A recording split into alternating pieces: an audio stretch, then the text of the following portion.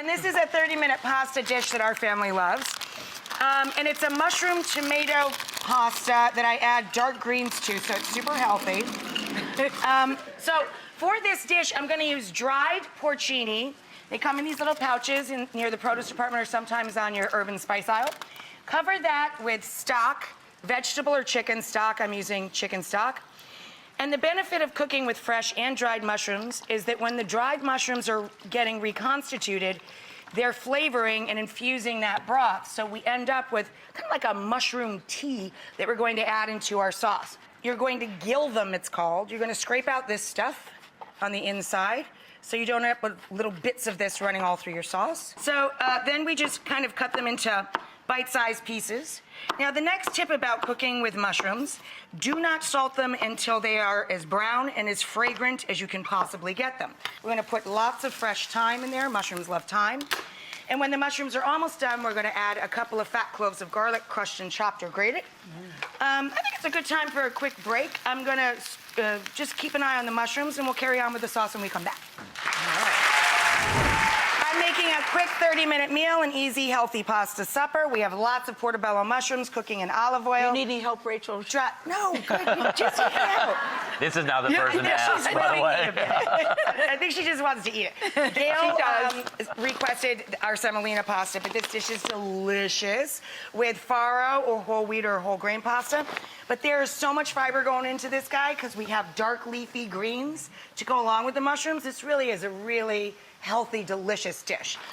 Add your pasta. Give it a little zhuzh. Now see how brown our mushrooms have cooked up? And they smell very fragrant and beefy, nice and meaty. Now we can add salt to the pan. We waited for them to develop their flavor and their color first. A little black pepper is fine. I like red pepper in this dish. You can use the good old red pepper flakes that you have in the cupboard. Or a little bit milder, I like to buy Italian chili paste, a little Calabrian chili paste. A little spoon of that in there. A little garlic. As I said, don't put the garlic in too early or it will bitter. Okay, now we're going to wilt in our greens. Spinach, perfectly fine and acceptable. Kale is such a trendy thing now. My family was doing the kale before kale was cool. So you stem your dark greens. And kale's here to stay. Kale is here to stay. We get our kale down into the pan, and you're gonna wilt all of these beautiful greens into the pan with the mushrooms and the garlic and the chili paste. Now don't forget, we have all of our porcinis now.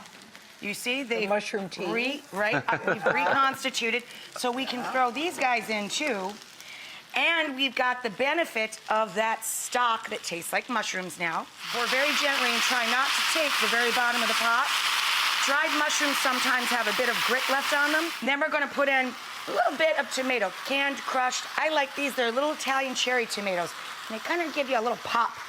Very sugary sweet. The starchy cooking water, okay? That's what brings the sauce and the pasta together. Parmigiano Reggiano, and then I add all of our kale, mushrooms, tomatoes, garlic. Toss this all together.